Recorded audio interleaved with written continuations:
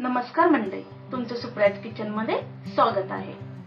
आज आपण पाहणार आहोत भरली वांगी। त्याच्यासाठी लागणारे साहित्य इथे मी 5 वांगी घेतलेले आहेत, अर्धा कप शेंगदाणे, अर्धा कप ओलं खोबरं, 5 लसणाच्या पाकळ्या, अर्धा इंच आल्याचा तुकडा, कोथिंबीर, 1.5 चमचा कांदा लसूण मसाला, अर्धा चमचा हळद, 1 छोटा चमचा जिरे, 1 चमचा धने, अर्धा चमचा गरम मसाला, चवीनुसार मीठ। इथे मी पॅन गरम करून घेतलेले। सगळ्यात आधी शेंगदाणे भाजून घेणार आहोत।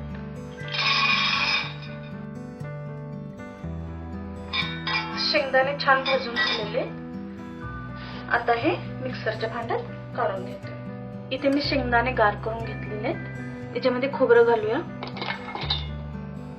आलं लसूण,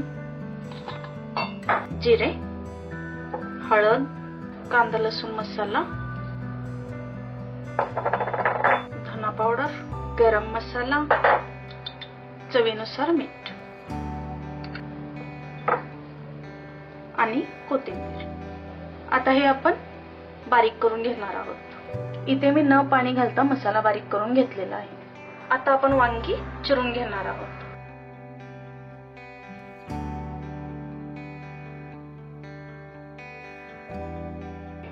छान असे कच्च्या करून घ्यायचे। सर्व वांगी पाण्यात घालून ठेवलेले आहेत। आता आपण वांगी भरून घेणार आहोत। अशी भरून घ्यायची वांगी।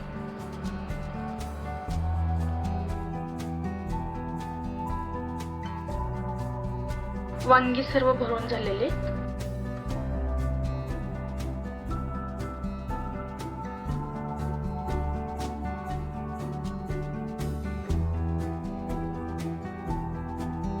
इथे मी पॅन गरम करून घेतलेला आहे। याच्यामध्ये आता तेल घालूया। थोडं तेल जास्तच घालायचंय भाजीला। इथे मी 4-5 चमचे तेल घालून घेतलेलं आहे। तेल छान गरम झाले, आता वांगी परतून घेऊया। छान तेलात वांगी परतून घ्यायची। वांगी परतून घेतले, हा शिल्लक राहिलेला मसाला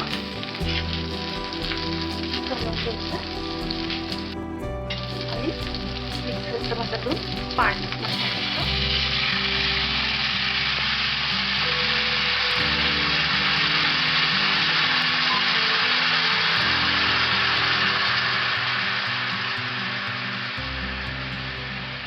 टोटल मी 1 कप पाणी घातलेलं आहे। छान आणखीन परतून घ्यायचंय। छान मिक्स करून घेतलेलं आहे। आता 15 ते 20 मिनिटं झाकून ठेवूया।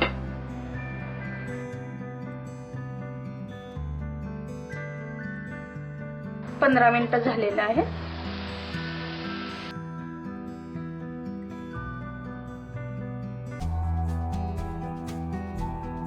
छान अशी वांगी शिजलेली।